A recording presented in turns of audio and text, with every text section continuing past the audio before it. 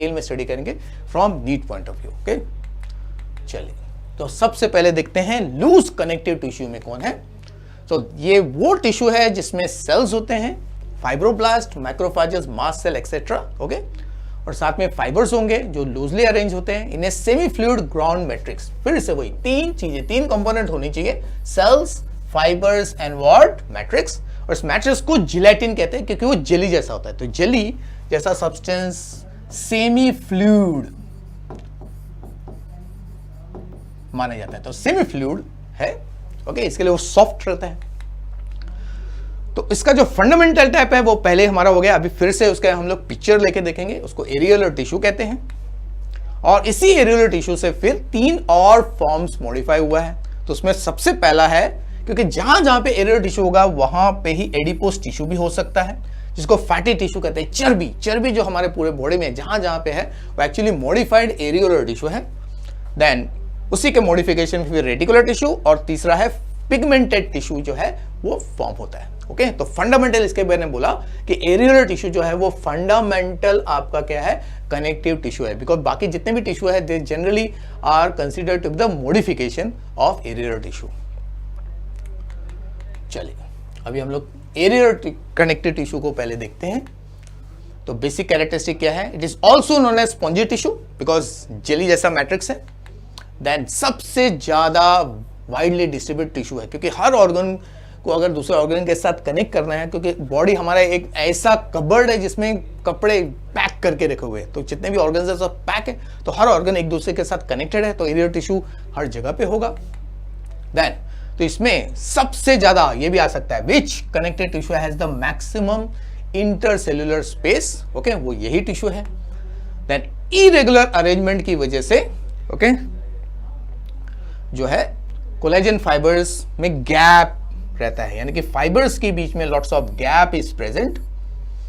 तो इसी गैप को, जो स्पेसेस को मैंने बोला, क्योंकि नाम क्यों पड़ा है एरियोलर, बिकॉज जो कोलेजन फाइबर्स है उनके बीच में बहुत सारा spaces, you can see empty space. पहले माना जाता था कि वो एम्प्टी स्पेस है, उसमें एयर है, इसके लिए नाम पड़ गया एरियोलर। तो इस स्पेसेस को एरियोले कहते हैं। क्या कहते हैं? एरियोले। ओके, तो मीनिंग के हिसाब से वो एयर स्पेस होता है, but it is not containing air. Okay, ये याद रखना, क्योंकि आपको ऑप्शन आ सकता है areola is the air space. No, वो आप बोल सकते हो it is the space filled with the matrix. Okay, तो ये कंसेप्ट क्या है, एक्चुअली एयर स्पेस नहीं है, लेकिन नाम एक बार दे देते हैं तो वो फिर फेमस हो जाता है, उसी को कंटिन्यू किया जाता है। ओके, एंड इन एरियोले बाकी कंपोनेंट जो कनेक्टेड टिश्यू है जैसे सेल्स, बाकी के फाइबर्स और मैट्रिक्स को क्या है, अरेंज किया जाता है। So that's why areolar tissue को एरियोलर इसके लिए कहते हैं क्योंकि सबसे पहले इस टिश्यू को जब डिस्कवर किया था, माइक्रोस्कोप में देखा तो ऐसा लगा कि सेल्स फाइबर्स में बहुत ज्यादा गैप है और उस गैप में एम्प्टी स्पेस है, और स्पेस में क्या भरा हुआ है, तो उनको लगा एयर भरा हुआ है, इसके लिए एरियोलर टिश्यू। बाद में इन स्पेसेस को नाम पड़ा, इस स्पेस को कहते हैं एरियोले। ओके, तो ऐसा वर्ड देखिए, अभी ऐसा वर्ड यू कैन सी जो यू कैन सी जो एक्चुअल जो मीनिंग है और एक्चुअल कंपोजिशन के हिसाब से नहीं होता है। ओके, तो उसको हम लोग कहते हैं मिसनोमर, उसको मिसनोमर भी कहते हैं। तो there are certain you can see जो टर्म्स होते हैं उनके मीनिंग के हिसाब से बेसिक कंपोजिशन नहीं होता है या बेसिक फीचर नहीं होता है, ऐसे वर्ड्स को हम लोग मिसनोमर कहते हैं। तो एरियोलर टिश्यू का जो नाम है it is a misnomer. Okay, तो ये भी आपको रखने, बहुत ही इंपॉर्टेंट कंसेप्ट है। चलिए तो अभी लोकेशन देखते हैं एरियोलर टिश्यू का, तो कहां कहां पे प्रेजेंट है। तो सबसे कॉमन प्रेजेंस है under the skin. Under the skin, तो स्किन के दो लेयर होते हैं, अपर लेयर को हम लोग कहते हैं एपिडर्मिस एंड लोअर लेयर को कहते हैं डर्मिस। और इस डर्मिस में आपके दो लेयर्स होते हैं मेनली, एक होता है आपका एरियोलर लेयर टिश्यू का लेयर, और दूसरा होता है एडिपोस लेयर। तो ये डर्मिस में रहता है, डर्मिस पार्ट जो lower you can C skin माना जाता है। ओके, एपिडर्मिस तो आपका पूरा एपिथेलियल टिश्यू है, जो हमने लास्ट टाइम देखा था एपिथेलियल टिश्यू में स्ट्रेटिफाइड एपिथेलियम ऐसी। Then it also occurs beneath the epithelia of many visceral organ. तो जितने भी विसरल ऑर्गन है उनके एपिथेलियम के नीचे, यानी कि कहीं पे भी अगर स्किन है, स्किन के नीचे वाला लेयर क्या है, वो आपका एरियोलर टिश्यू होता है। तो इसके लिए एरियोलर टिश्यू बेसिकली बाइंडिंग का काम करता है। तो वो स्किन को यानी कि जो एपिथेलियल टिश्यू को है वो मसल के साथ या दूसरे ऑर्गन के साथ जोड़ने का काम करता है। ओके, तो walls of the blood vessel, जैसे आपका मसल फाइबर जो है उसके आसपास जो लेयर होता है उसको एंडोमाइसियम कहते हैं, और मसल फाइबर के बंडल के आसपास जो होता है, पूरे मसल बंडल के आसपास जो होता है उसको पेरीमाइसियम कहते हैं। तो जहां जहां पे स्किन है, जहां जहां पे स्किन है, उस स्किन के जस्ट नीचे वाला जो लेयर है यानी कि फेविकॉल जैसा काम करता है। ओके, जैसे आपका जो बोर्ड है उसके ऊपर सनमाइका लगाते हो तो Sunmica is like epithelial tissue. Okay, और आपका जो बोर्ड एक्चुअल बोर्ड है उसको आपके दूसरा ऑर्गन समझो, तो दोनों को जोड़ने के लिए जो आपका हम लोग मटेरियल यूज करते हैं दैट इज फेविकॉल। तो कनेक्टिव टिश्यू में जो ये एरियल टिश्यू है ये मेन बाइंडिंग का काम करता है। Okay, specially the epithelial tissue. तो नेक्स्ट फंक्शन क्या है? तो naturally the primary function is to bind the two tissues या two parts together, specially the skin layers. Okay, then it serves as a support for the epithelium. तो epithelium को support मिलता है, base मिलता है, and that joins the different tissue and form the packing between them. तो tissues को एक साथ पैक करने का काम एरियल टिश्यू करता है। फिर डिपेंडिंग अपॉन कि वहां पे पैकिंग किस टाइप का चाहिए, एरियल टिश्यू फिर मॉडिफाई होता है। तो उसी मॉडिफिकेशन से फिर डेंस कनेक्टेड टिश्यू, आपका टेंडन, लिगामेंट्स वगैरह तैयार होते हैं। And it helps to keep the organ in proper place in normal ward shape, क्योंकि कवर है तो नेचुरली कवर ही डिसाइड करता है ओवरऑल शेप कैसा रहेगा ऑर्गन्स का। चलिए अभी कंपोनेंट देखिए, तो इस कंपोनेंट जो है फिर से वही है, तो सेल होना चाहिए, आपका मैट्रिक्स होना चाहिए, फाइबर्स होता है। सेल्स 5 टाइप के हैं, मैट्रिक्स है, फाइबर्स है।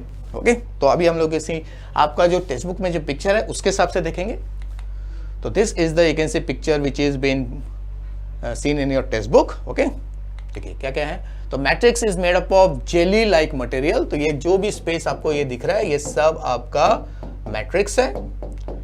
और अगर आपके पास टेक्स्ट बुक है तो आप उस टेक्स्ट बुक को ओपन कीजिए, क्योंकि इसमें से कुछ सेल ऐसे हैं जो नॉर्मली आपके कैंसी एरियल टिश्यू में नहीं मिलेगा। They are the wandering type. ये तब होता है जब इन्फेक्शन होता है या डैमेज होता है। तो ओके, तो कुछ सेल इसमें मिल रहे हैं जिसको लेबल नहीं किया गया है। अगर टेक्स्ट बुक आपके सामने है तो उसको सामने रखिए, I will tell the label, या तो नेचुरली बाद में आप वीडियो पॉज करके इस सेगमेंट को वापस देख लेना। ओके, चलिए, तो ये मैट्रिक्स है, तो जितना भी मैंने डॉट डॉट किया ये सब मैट्रिक्स है। फिर तो 3 टाइप के फाइबर्स है। पहला है ये व्हाइट, ये जो आपको बंडल दिख रहा है, ये बंडल, ये देखो एक बंडल इधर है, ये दूसरा बंडल इधर है, इसके 2 ब्रांचेस जा रहे हैं अभी। ओके, ब्रांचेस नहीं सॉरी, ये 2 बंडल यहां से फिर स्प्लिट होके अलग डायरेक्शन में जा रहा है। तो ये है white fibre. White fibre collagen का बनता है, कैरेक्टरिस्टिक है वो बंडल्स में है, इट इज इन बंडल, वो अनब्रांच्ड है और साथ में इनइलास्टिक एंड टफ है, और साथ में शेप कैसा है, वेवी। तो these are the distinguishing points. तो इसको अगर हम लोग येलो फाइबर से कंपेयर करें तो these are the yellow fibres. ये येलो फाइबर्स है जिसके ब्रांचेस आपको दिख रहे हैं, this is the yellow fibre. तो वो इलास्टिन से बनता है, वो सिंगल है, ब्रांच्ड है, इलास्टिक है, रिकॉइल होता है, स्ट्रेट है, साथ में लीनियर है। तो देखिए ये corresponding you can C word distinguish आपका बन गया। तो मैंने आपको पहले बताया डिस्टिंग्विशिंग फीचर्स अगर आपने कर लिए तो बहुत सारे कैसे आपके कंटेंट तैयार हो जाएंगे। ओके, तो व्हाइट फाइबर का corresponding you can C yellow fibre में डिस्टिंग्विशिंग पॉइंट्स है।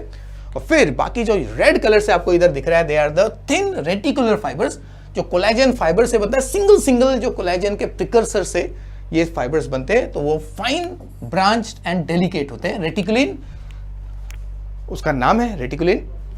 और फिर अभी देखिए सेल्स आपको दिख रहे हैं, कौन कौन से दिख रहे हैं, देखिए ये सेल दिख रहा है आपको, फिर ये सेल है आपका, ये सेल है, ये है, ये है, ये है। ओके, तो चलो 5। तो इसमें सबसे पहला आपको दिख रहा है ये जो फ्लैट स्टार शेप जैसा देखा, अगर मैं इधर दिखाऊंगा तो it will appear like this, star shape जैसा सेल। ये है आपका फाइब्रोब्लास्ट, फाइबर प्रेस करने वाला से, इसका शेप क्या है, लार्ज फ्लैट स्टार जैसे जो फाइबर्स, ये तीनों फाइबर ए सेल्स तैयार करते हैं, जैसे मकड़ी अपना जाल तैयार करती है। जैसे अभी देखो मुझे इस फाइबर को एक्सटेंड करना है तो ये मकड़ी जैसा इधर आएगा और फाइबर को एक्सटेंड कर देगा। और कोलेजन फाइबर का प्रॉपर्टी क्या है कि अगर मैं ये टिश्यू लूं, इसको स्ट्रेच करूं, तो it will get stretch only up to a certain point. जैसे हमारे तो कोई कपड़ा भी है, अगर आप इसको स्ट्रेच करोगे एक पॉइंट तक स्ट्रेच होता है, क्योंकि इसमें है आपके you can see what tough fibres. लेकिन ये स्ट्रेच होने के बाद वापस अगर अपने पुराने शेप पे आ रहा है, यानी कि रिकॉइल हो रहा है, ये किसकी वजह से है, वो येलो फाइबर्स की वजह से ना, इलास्टिक। तो आपके स्ट्रेचेबल कपड़े में दोनों टाइप के फाइबर होते हैं, एक टफ फाइबर्स जो यू कैन सी एक लिमिट तक कपड़े को स्ट्रेच होने देगा, और उसके बाद में दूसरा है इलास्टिन फाइबर जो कपड़े को वापस अपने normal you can see what shape में लाता है। अंडरस्टूड?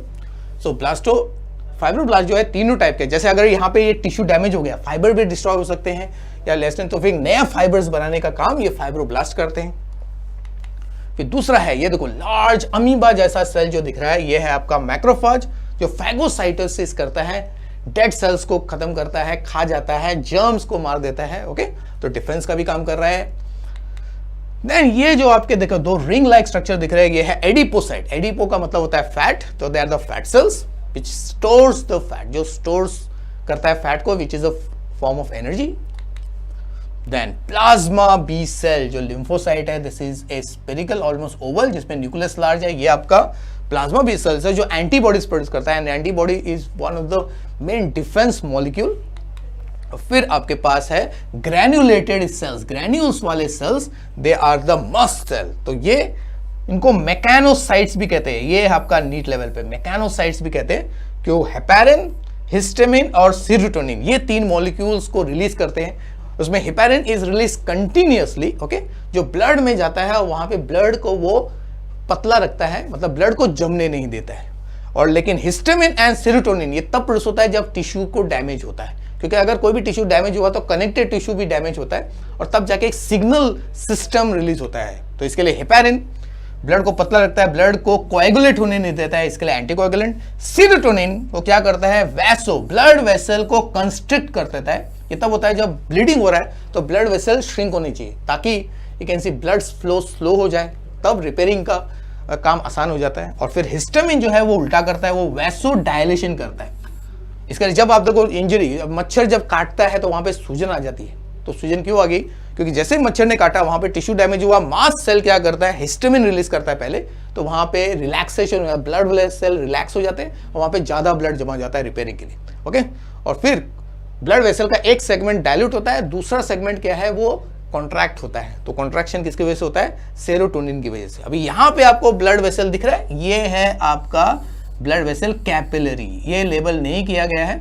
ओके, तो दिस इज द कैपिलरी। और अगर टिश्यू इंजर हो गया है तब कुछ एडिशनल सेल भी ब्लड से आपका कनेक्टिव टिश्यू में आ जाते हैं। तो कौन कौन से, देखो ये सेल आपको दिख रहा है, दिस इज द इओसिनोफिल। ये एलर्जिक रिएक्शंस में, नहीं तो आपके बॉडी में अगर पैरासाइट्स का इन्फेक्शन हुआ तो इओसिनोफिल का नंबर बढ़ जाता है। ओके, और ये भी आपका यू कैन सी व्हाट, एक दूसरा मॉलिक्यूल है जिसको कहते हैं न्यूट्रोफिल्स। न्यूट्रोफिल, ये न्यूट्रोफिल है, this is neutrophil, this is what, eosinophil. तो दे आर द डब्ल्यूबीसीज, they become a part of connective tissue now. तो ये तब होता है जब टिश्यू में क्या है, इन्फेक्शन हुआ है या टिश्यू डैमेज हुआ है। ओके, तो that's why these two cells जो है, अगर आपको लेबल आ गया तो that is the third level of you can see what question, क्योंकि ये लेवल्स टेक्स्ट बुक में नहीं दिया हुआ है, तो we have to understand. Okay, समझा? तो ये आपको हेल्प करेगा अगर आपको इन पे क्वेश्चन आ गया। तो ये आपका इओसिनोफिल है और ये आपका न्यूट्रोफिल है, ये है ब्लड कैपिलरी। तो ये एडिशनल लेवल्स आपको करना है। ओके, तो फ्रेम यू कैन सी जो ये स्लाइड है इसको आप क्या कीजिए, स्टॉप पॉज कीजिए और फिर जो लेवल्स मैंने आपको यहाँ पे बनाया तो वो आप अपने टेक्स्ट बुक में ऐड कर सकते हैं। So this will help you in understand. मैं थोड़ा सा यू कैन सी फ्रेम से बाहर होता हूँ so that you can take the you can see screenshot. चलिए स्टूडेंट्स, अब हम लोग जाते हैं नेक्स्ट टिश्यू। तो इसी जो एरियर टिश्यू है उसी के मॉडिफिकेशन से एडिपोज टिश्यू तैयार होता है। एडिपोज का मतलब ही होता है आपका वर्ड फैटी टिश्यू, जो modified you can C arrear tissue है। तो उसके कैरेक्टरिस्टिक क्या है, द एरियोला मतलब जो स्पेस है उसमें बहुत ज्यादा एडिपोज सेल्स होते हैं। ओके, वही आपका you can C arrear tissue, उसमें अगर आपने सारे सेल्स को रिमूव कर दिया, फाइबर्स को कम कर दिया, फाइबर्स कम कर दिया और उसमें आपने खाली चर्बी वाले सेल्स को डिपॉजिट कर दिया है तो बन जाएगा आपका areolar tissue. So this is the diagram. तो देखिए हर जगह पे आपको क्या दिख रहा है, ओवल या स्फेरिकल सेल जिसमें बीच में आपको वैक्यूल्स दिख रहा है। अभी ये देखो ये एम्प्टी वैक्यूल्स है लेकिन ये वैक्यूल्स भरे हुए हैं, this vacuoles are filled. Okay, तो कुछ वैक्यूल्स में आपको नेचुरली कुछ डिपॉजिट नहीं दिखेगा क्योंकि जैसे जैसे बॉडी में कैन सी वाट रिक्वायरमेंट बढ़ती है तो ये एडिपोसाइट्स अपने अंदर के फैट को रिलीज करते हैं। ओके, फिर आपको और क्या दिख रहा है, blood vessel, these are the blood vessels, साथ में येलो फाइबर्स दिखेगा आपको और आपके you can see fine white fibres. तो फाइबर्स होते हैं लेकिन they are actually broken segment, तो इसके लिए ये टिश्यू भी एकदम स्पॉन्जी हो जाता है। ओके, देन तो सेल का कैरेक्टरिस्टिक है कि सेल एकदम रिंग जैसा दिखता है जिसमें न्यूक्लियस साइड में हो गया है। इस शेप को हम लोग कहते हैं सिग्नेट रिंग। सिग्नेट रिंग, तो सिग्नेट रिंग मतलब आपका जैसे सिग्नेट सेल जो रिंग जैसा है, जो आपका अंगूठी जैसा, तो अंगूठी जैसा अगर कोई भी रिंग है जिसमें एक साइड बल्ज्ड है तो इसको सिग्नेट रिंग कहते हैं। ओके, तो बल्ज इसकी वजह से जहां पे न्यूक्लियस है उसकी वजह से बल्ज जैसा दिखेगा। तो अंदर अगर फैट है तो that is in the form of globule. Okay, और ये वाला आपका empty, you can see empty fat cell है। Okay, so large amount of fat cell अगर जमा हो गए तब वो चर्बी कहलाता है, that's called adipose tissue. So they are also called signet ring cells. Then nucleus जो है साइड में हो गया है, पेरीफेरी में है। ओके, और सेंटर में आपको दिखेगा एक या एक से ज्यादा फैट ग्लोब्यूल, ज्यादा नहीं होते, 1 2 3 इससे ज्यादा नहीं होते।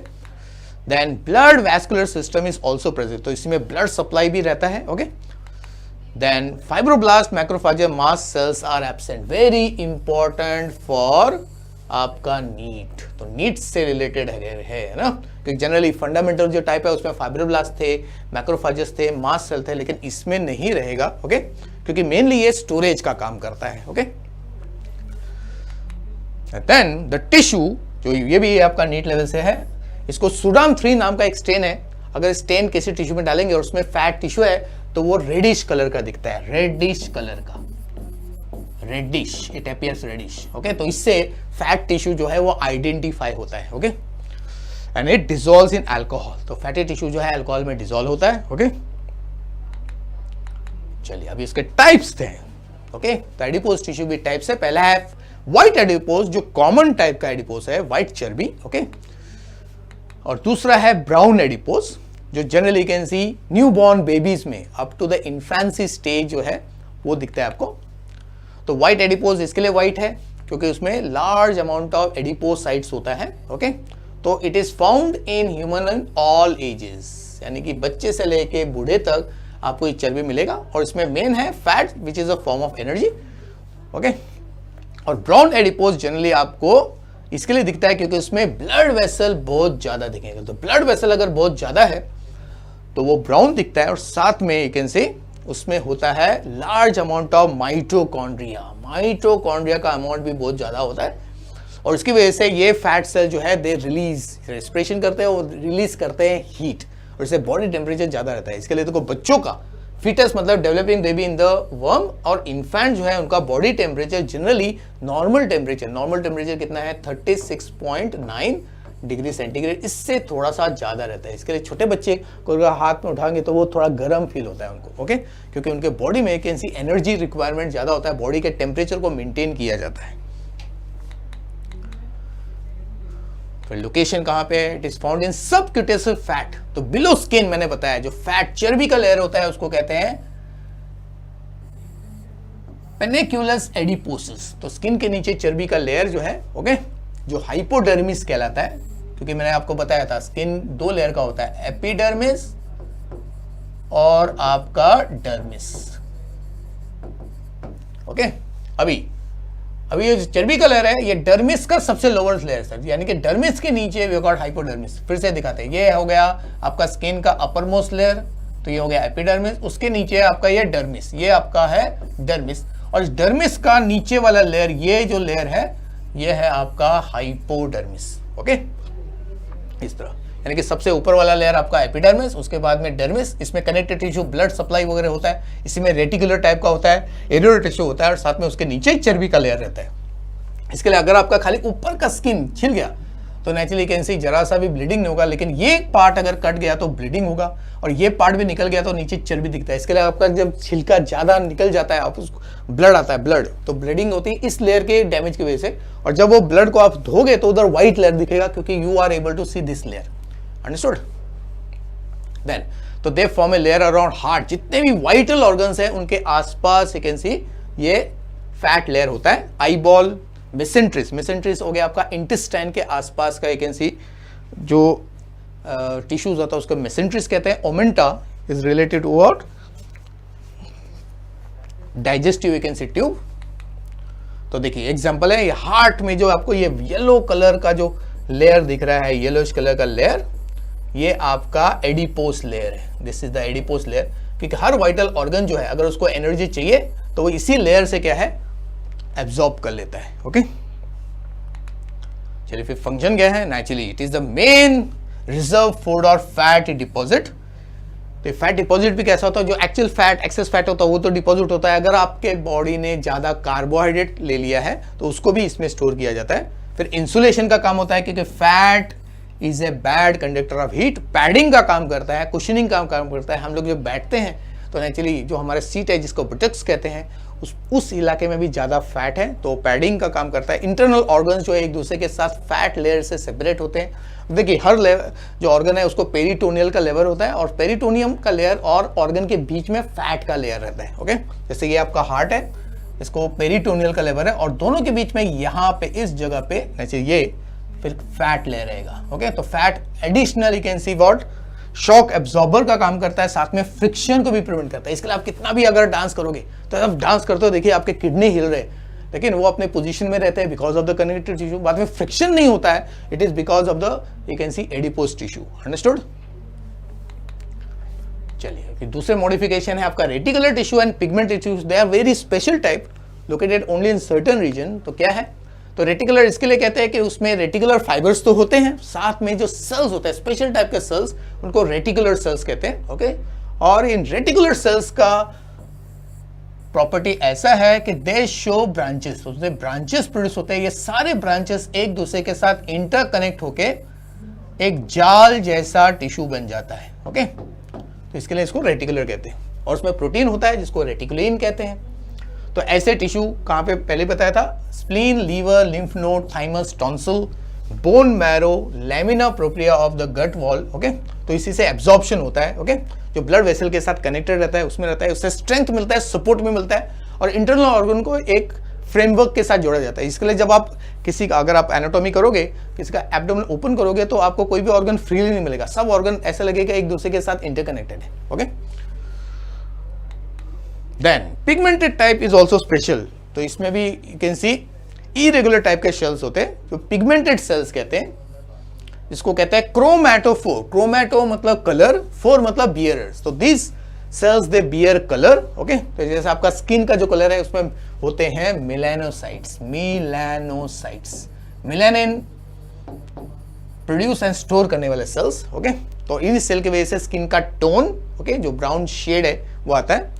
देन तो it is located between skin, epidermis और डर्मिस के बीच में, यानी कि फिर से वही देखते हैं, ये आपका हो गया epidermis, outer layer of the skin. उसके नीचे वाले लेयर में क्या है, ये लेयर है आपका व्हाट, डर्मिस। अभी डर्मिस और एपिडर्मिस के बीच में इंटरेस्टिंग चीज है, यहां पे जो लेयर है ओके वो होता है आपका ये पिगमेंटेड, यहां पे पिगमेंटेड टिश्यू रहता है। और फिर नीचे जो ये यहां पे जो लेयर है इसको हाइपोडर्मिस कहते हैं। हाइपो मतलब बिलो, इसमें होता है आपका एडिपोज टिश्यू, फैट लेयर रहता है एडिपोज। ओके, तो इस तरह अगर आपको पूरा स्किन देखेंगे तो पूरा स्किन में अभी जो एक्सपोज पार्ट ऑफ स्किन है उसमें आपको पिगमेंट्स दिखेगा। इनर साइड यहां पे नहीं रहता है, आपके पाम इलाके में ओके नहीं रहता है। ओके, ये लेयर तो all the skin which is expose to the sunlight वहां पे आपको ये पिगमेंटेड मतलब इस टाइप का टिश्यू दिखेगा, पिगमेंटेड। ये लेयर आपका है पिगमेंटेड। फिर आपका आइरिस जो है, आइरिस जो आंखों का कलर डिटरमाइन करता है उसमें भी इसी टाइप का क्या है टिश्यू रहता है।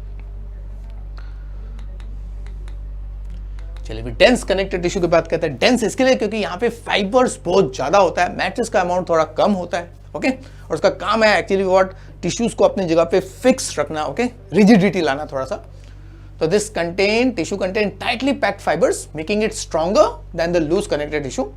तो इसमें फाइबर्स और फाइब्रोब्लास्ट का अमाउंट बहुत ज्यादा होता है and they are compactly arranged. और मैट्रिक्स कम होता है जैसे बताया, और फाइबर्स जो है वो या तो रेगुलर नहीं तो इरेगुलर पैटर्न से अरेंज किया जाता है। तो उसके दो टाइप है, डेंस में रेगुलर टाइप जिसमें जो फाइबर्स है या तो कॉर्ड मतलब आपका रोप जैसा स्ट्रक्चर नहीं तो शीट। तो कॉर्ड तब बनता है जब बंडल्स बनता है, the fibres are arrange in bundle. और शीट तब बनता है जब फाइबर्स को लेयर्स में अरेंज करते हैं। ओके, और इन फाइब्रोब्लास्ट जो होता है वो लाइन से रहते हैं, यानी कि सपोज ये आपके फाइबर्स है, दीज आर द फाइबर्स। तो फाइब्रोब्लास्ट भी नेचुरली आपके लाइन से रहेंगे, एक लाइन में रहेंगे, तो they are in rose. Okay, तो इसके लिए इसको रेगुलर कहते हैं। तो फाइबर्स में यानी कि यहाँ पे ओके, तो फाइबर्स और जो फाइब्रोब्लास्ट है they are arrange in line, है ना, जैसे सुबह का जो असेंबली होता है इस तरह बच्चे किस तरह लाइन में रहते हैं। ओके, सो उसमें भी दो टाइप्स है, व्हाइट फाइब्रस जो सबसे टफ टिश्यू होता है और येलो फाइब्रस जो फ्लेक्सिबल होता है। तो they are the two major types of our dense connected tissue. तो व्हाइट फाइब्रस को कहते हैं टेंडन। टेंडन सबसे इजी है। टेंडन वो डेंस कनेक्टेड टिश्यू बंडल है या लेयर है या शीट है जो मसल्स को, स्केलेटल मसल को हड्डी के साथ जोड़ता है। तो इसके बारे में हम लोग बाद में वापस पढ़ने वाले हैं। और येलो फाइबर लिगामेंट्स है जो बॉडी के एक ऑर्गन को दूसरे ऑर्गन के साथ जोड़ता है वाया कॉर्ड्स और शीट्स। तो देखिए तो कोई भी ऑर्गन अगर किसी दूसरे ऑर्गन के साथ, पार्ट के साथ अगर किसी रॉड मतलब कॉर्ड तो शीट के साथ जुड़ा हुआ है तो 100% वो क्या है, लिगामेंट है। जैसे मैंने एग्जांपल बताया, ओवरी जो है वो यूट्रस के साथ जुड़ा हुआ है, ओवरी जो है वो हड्डी, पेल्विक की जो हड्डी है, कमर की जो हड्डी है उसके साथ जुड़ा होता है, तो वो लिगामेंट होता है। ओके, देन इरेगुलर मतलब यहाँ पे फाइबर्स क्या रहेंगे, they will not have proper orientation, irregular तरीके से अलग अलग टाइप में, और फाइब्रोब्लास्ट भी नेचुरली उनका कोई ओरिएंटेशन नहीं है तो उसको इरेगुलर कहते हैं। ओके, तो mostly they are present in the skin dermis. तो स्किन डर्मिस जो अभी बताया था उसमें इसी टाइप का क्या है, फाइबर्स रहते हैं। तो ये है आपका देखिए डायग्राम। तो यहाँ पे ये कौन सा टाइप का हो गया, ये आपको दिख रहा है। तो देखिए, तो यहाँ पे आपको जो फाइबर्स दिख रहे हैं वो रेगुलर टाइप के अरेंज है। फाइब्रोब्लास्ट भी देखिए रेगुलर टाइप से अरेंज्ड है। ओके, तो ये सब आपके फाइब्रोब्लास्ट है, फाइब्रोब्लास्ट। एंड फाइबर्स जो है they are also arrange parallel to each other. और वेव जैसा दिख रहा है आपको, वेव जैसा दिख रहा है, इसका मतलब ये कोलेजन फाइबर्स है, कोलेजन फाइबर्स। ओके, और यहां पे देखिए जो फाइबर्स है, ओके, दे आर ब्रोकन या छोटे छोटे सेगमेंट्स में है। सेल्स भी इरेगुलर अरेंज है, थोड़ा सा लूज है, तो ये आपका हो गया इरेगुलर। तो this is irregular and this is what आपका रेगुलर टाइप। ओके, तो दोनों टाइप का हो गया। ओके स्टूडेंट्स, चलिए नेक्स्ट, डेंस कनेक्टेड टिश्यू में रेगुलर के भी दो टाइप्स है जिसको हम लोग अभी थोड़ा डिटेल में देखेंगे। इसमें कोलेजन है, दूसरा इलास्टिन वाला वैकेंसी फाइबर्स है। ओके, तो रेगुलर में जिसमें व्हाइट फाइबर्स बहुत ज्यादा है उसको कहते हैं व्हाइट फाइबरस कनेक्टेड टिश्यू, जिसको शॉर्ट में WFCT कहते हैं। ये याद रखना, this short form can be asked. और जिसमें येलो फाइबर्स ज्यादा होता है उसको कहते हैं YFCT, yellow fibrous connected tissue. तो keep these two, you can see what abbreviation in your mind. तो उसका एक ही डायग्राम में हमको एग्जांपल मिल रहा है।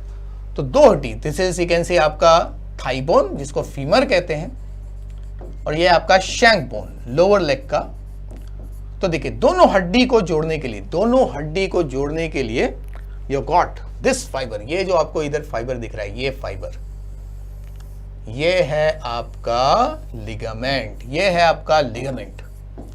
And ligament is an perfect example of YFCT। Okay, और फिर मसल, ये है आपका मसल। इस मसल को बोन के साथ जोड़ने वाला ये जो आपका फाइबर है इसको कहते हैं टेंडन। ओके, यानी कि ये मसल अगर मूव करेगा तो नीचे वाला जो लोअर पैर का जो हड्डी है वो क्या करेगा, मूव करेगा। ओके, चलिए अभी कैरेक्टरिस्टिक देख लेते हैं। The bundle of collagen fibres are more in quantity and बाकी कंपोनेंट कम रहते हैं, very simple. Then yellow fibres and reticulum fibres are completely absent, यानी कि आपका व्हाइट फाइबर्स में खाली कोलेजन फाइबर होता है। And that's why collagen is the most abundant, you can C protein and most abundant fibre of the body. इसकी वजह से टेंसाइल स्ट्रेंथ, मैंने बोला पहले बताया था कि आपका कोलेजन फाइबर एकदम आपका नायलॉन की तरह है, it is just like nylon. Then इसको टेंडन कहते हैं। Then it is the strongest tendon of the body, जो है बॉडी का सबसे स्ट्रॉन्गेस्ट टेंडन है आपका टेंडो कैल्केनियस टेंडन। ओके, जो लोअर लेग में आपको देखो बैक साइड में जो आपका हील है, हील के साथ एक रॉड जैसा स्ट्रक्चर आपको दिख रहा होगा, तो मैं यहां पे बनाऊंगा ऐसा, या अगर आपका पैर है तो यहां पे आपको रॉड जैसा दिखता है इस पोजीशन में यहां पे, तो ये सबसे स्ट्रॉन्ग है। देखिए आप चेक कर सकते हैं इस जगह पे। Okay okay, understood. तो ये शैंक लोअर लेग को हील बोन के साथ कनेक्ट करता है। ओके, विच ये आ सकता है आपको नीट में, सबसे स्ट्रॉन्ग कौन सा है। ओके, फिर आपका येलो फाइबर जिसमें बहुत ज्यादा होता है, लेकिन कोलेजन फाइबर थोड़े से रहेंगे, कोलेजन फाइबर कम रहते हैं क्योंकि कोलेजन फाइबर की वजह से थोड़ा सा टेंसाइल स्ट्रेंथ होना चाहिए। ओके, लेकिन येलो फाइबर ज्यादा होने की वजह से ये फ्लेक्सिबल हो जाता है। तो रेटिकुलम फाइबर्स भी एब्सेंट है।